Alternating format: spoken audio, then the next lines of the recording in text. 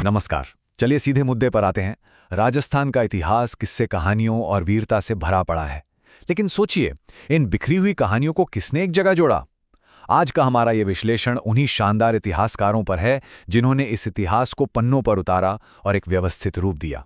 तो बिना किसी देरी के इस दिलचस्प सफर की शुरुआत करते हैं। आज की चर्चा का रोडमैप बिल्कुल क्लियर है। 1. इतिहास लेखन के चरण।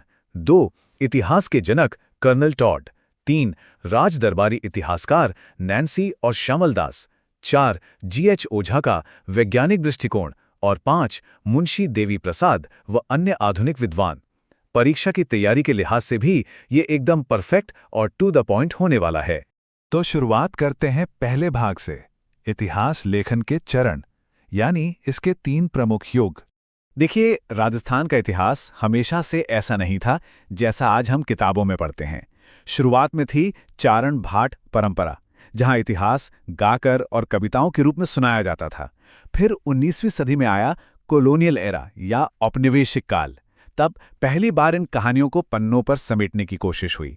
और आखिर में 20वीं सदी आती है आधुनिक वैज्ञानिक युग की, जहां उन सभी तथ्यों की गहराई से जांच पड़ताल की गई।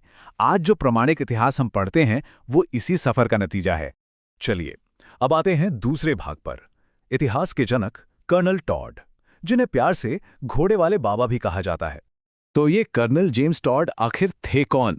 ये एक स्कॉटिश ऑफिसर थे और इन्होंने ही बिखरी हुई लोक कथाओं को एक साथ पिरोने का सबसे पहला और साहसिक कदम उठाया।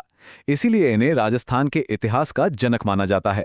लेकिन जो नाम सबसे ज्यादा मशहूर हुआ वो था घोड़े वाले बाबा। अब ये नाम क्यों पड़ा? क्योंकि ये भाई साहब कमरे में बैठकर काम करने वाले अधिकारी नहीं थे। ये रेगिस्तानों और पहाड़ों की धूल छानते थे, वो भी घोड़े पर सवार होकर, ताकि गांव-गांव जाकर लोगों से उनका इतिहास इकट्ठा कर सके। और इस हद पार मेहनत का नतीजा क्या निकला? 1829 में छपी इनकी किताब annuls and antiquities of Rajasthan. ये सिर्फ एक किताब नहीं थी, ये इस क्षेत्र के इतिहास को दुनिया के सामने लाने का पहला, सबसे बड़ा और व्यवस्थित प्रयास था। एक और दिलचस्प बात, क्या पता था कि जिस भूमि को आज पूरी दुनिया राजस्थान कहती है, उसे ये नाम किसने दिया? बिल्कुल, कर्नल टॉड ने। इन्होंने ही पहली बार राजस्थान शब्द का इस्तेमाल किया, रजवाड़ा शब्द गढ़ा, और ऑफिशियली राजस्थान नाम का सबसे पहले प्रयोग भी कर्नल टॉड ने ही किया था। लिटरली इन्होंने इस जगह को उसकी आधुनिक पहचान दी। आगे बढ़ते हैं तीसरे भाग पर। यह तो थी अंग्रेजों की बात। अब सीधे शाही महलों में चलते हैं।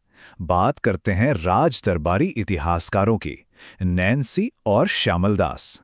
महलों के अंदर इतिहास दर्ज करने का नजरिया थोड़ा अलग और अंदरूनी था। यहां मिलते हैं मोहनोत नैन्सी, जो मारवाड़ के महाराजा जसवंत सिंह प्रथम के दरबारी थे। इन्हें मुंशी देवी प्रसाद ने एक बहुत ही भारी भरकम टाइटल दिया था, राजस्थान का अबुल फजल। जैसे अबुल फजल ने मुगलों का बारीक हिसाब रखा था ना, बिल्कुल वैसे ही नैन्सी ने राजस्थान के इतिहास को एक विस्तृत, प्रशासनिक और सटीक रूप दिया था। महनौत नैन्सी के इन 2 स्मारकीय कार्यों को समझना बहुत जरूरी है। पहला है महनौत नैन्सी री ख्यात, जिसे राजस्थान की सबसे पुरानी ख्यात माना जाता है, और दूसरा मारवाड़ रा परगना री विगत। इस दूसरी किताब को राजस्थान का गेजेटियर भी कहते हैं, क्योंकि इसमें पूरे क्षेत्र का इतना व्यापक विवरण है कि वो आज भी शोधकर्ताओं के लिए किसी खजाने से कम नहीं है। मारवाड़ से निकलकर अब मेवाड़ चलते हैं। यहाँ हमारे सामने है कवि राजा श्यामल दास। ये मेवाड़ के महाराणा सज्जन सिंह के दरबारी कवि और इतिहासकार थे। इन्होंने लिखी थी वीर विनोद। और मान लीजिए, जब बात मेवाड़ के इतिहास की आती है तो वीर विनोद कोई साधारण किताब नहीं है। ये एकदम गोल्ड स्टैंडर्ड है। ये सबसे प्रामाणिक ग्रंथ माना जाता है। श्यामल दास जी का काम इतना कमाल का और प्रामाणिक था कि ब्रिटिश गवर्नमेंट ने भी उत्कृष्ट शोध के लिए इन्हें प्रतिष्ठित केसर-ए-हिंद की उपाधि प्रदान की। मतलब एक दरबारी इतिहासकार का काम उस वक्त ग्लोबल लेवल पर अहमियत रख रहा था। खैर, अब आते हैं चौथे भाग पर, G.H. ओझा और उनका वैज्ञानिक दृष्टिकोण, जिसने पुरानी गलतियों को सुधारा। अब देखिए, शुरुआत में कर्नल टॉड ने इतिहास तो लिखा, उत्साह भी भरपूर था, पर उनसे कुछ तथ्यात्मक गलतियां हो गई थीं। उन गलतियों को ठीक करने के लिए जरूरत थी एक साइंटिफिक अप्रोच की, और ये अप्रोच लेकर आए G.H. ओझा। एक तरफ टॉड थे जो पैशनेट थे पर गलतियों की गुंजाइश थी, और दूसरी तरफ ओझा जी, जिन्होंने हर बात को बारीकी से परखा। टॉड ने जो रास्ता बनाया, ओझा जी ने उस रास्ते को वैज्ञानिक प्रमाणों से एकदम पक्का कर दिया। आइए ओझा जी के काम को गहराई से समझते हैं।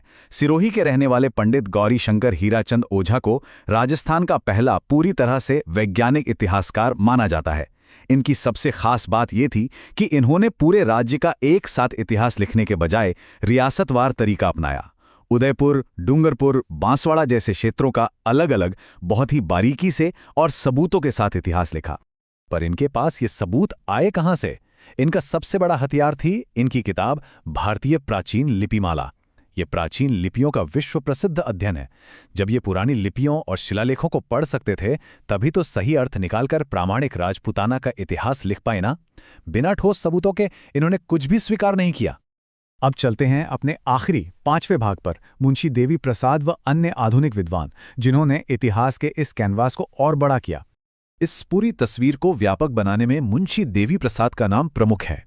इनको लोग कानूनी के नाम से जानते थे, क्योंकि भाई कानून के बहुत बड़े जानकार थे ये। इन्होंने मारवाड़ के इतिहास पर बहुत रिसर्च की। और एक और मजेदार बात, ये ऐतिहासिक हस्तियों को बहुत सटीक उपाधियां देने में माहिर थे। बीकानेर के रायसिंह को राजपूताना का कर्ण की उपाधि भी मुंशी देवी प्रसाद ने ही दी थी। आधुनिक युग के कुछ अन्य दिग्गजों पर फटाफट नजर डालते हैं। प्रतियोगी परीक्षाओं के लिहाज से ये टेबल एकदम परफेक्ट है। इसमें सूर्यमल मिश्रण हैं, जिन्होंने बूंदी राज्य का इतिहास वंश भास्कर और वीर सतसई में लिखा। दशरथ शर्मा हैं, जिनका चौहान राजवंशों पर काम सबसे प्रामाणिक है। गोपीनाथ शर्मा जी ने सामाजिक और सांस्कृतिक इतिहास पर जोर दिया। और LP टेसिटोरी, जिन्होंने बीकानेर क्षेत्र में चारण साहित्य और पुरातात्विक सर्वेक्षण का बेहतरीन काम किया। इन सब ने मिलकर इतिहास के अलग अलग पहलुओं की एक पूरी पिक्चर पेश की। खैर, इतने सारे नाम और तथ्य सुनकर दिमाग थोड़ा घूम गया होगा। कोई बात नहीं, यहां एक छोटी सी स्मार्ट टिप है जो एक रैपिड फायर रिकैप की तरह काम करेगी और ये महान हस्तियां हमेशा के लिए याद हो जाएंगी। बस इन 4 मुख्य शब्दों को पकड़ लीजिए। जनक या पिता कर्नल टॉड, अबुल फजिल कौन? मनोहत नैन्सी।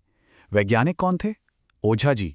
और वीर विनोद लिखने वाले श्यामल दास। है ना बिल्कुल सिंपल? जनक, टॉड, अबुल फजल, नैन्सी। वैज्ञानिक ओझा और वीर श्यामल दास। ये छोटा सा फॉर्मूला इस पूरी चर्चा का अचूक निचोड़ है। तो चलिए चारण भाटों के गीतों से लेकर ओझा जी के वैज्ञानिक प्रमाणों तक का ये अद्भुत सफर यहीं रोकते हैं। इन महान इतिहासकारों ने अपना पूरा जीवन राजस्थान के बीते हुए कल को पन्नों पर जीवित करने में लगा दिया। पर एक बड़ा सवाल जो हमारे सामने है, वो सोचने पर मजबूर करता है। आज जो इतिहास बन रहा है, कल उसका कठोर और निष्पक्ष दस्तावेजीकरण कौन करेगा? आने वाले कल के क्रॉनिकलर्स कौन होंगे? सोचिएगा इस बारे में और ज्ञान प्राप्त करने की ये यात्रा ऐसे ही जारी रखिएगा।